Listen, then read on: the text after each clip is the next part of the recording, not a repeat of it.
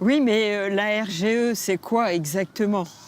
C'est ce qui concerne que les chaudières ou... Et pour savoir comment acheter et consommer d'une façon plus éthique par rapport à l'environnement.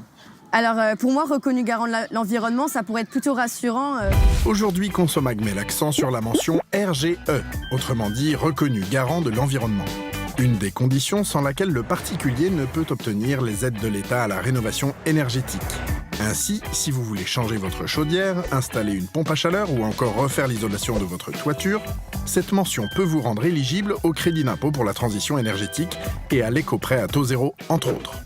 Si la mention RGE n'est pas obligatoire et que les professionnels l'obtiennent sur la base du volontariat, il permet aux professionnels de l'immobilier de valoriser leurs produits et aux entreprises et artisans du secteur du bâtiment de valoriser leur savoir-faire. Si vous voulez identifier un professionnel ou une entreprise RGE, vous pouvez vous rendre sur le site rénovationinfoservice.gouv.fr. Concrètement, les professionnels RGE s'engagent à se former, mais aussi à présenter les assurances et les références nécessaires à la réalisation de travaux de rénovation énergétique.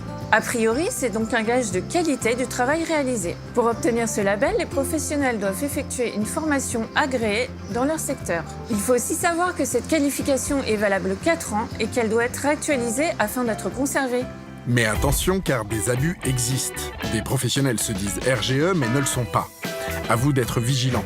Par exemple, en cas de démarchage d'un artisan, avant de signer un contrat, prenez bien le temps de vérifier que cette mention existe. De même sur le devis, soyez attentif à sa date de validité. Cette dernière doit être indiquée et toujours valable au moment où vos travaux seront réalisés.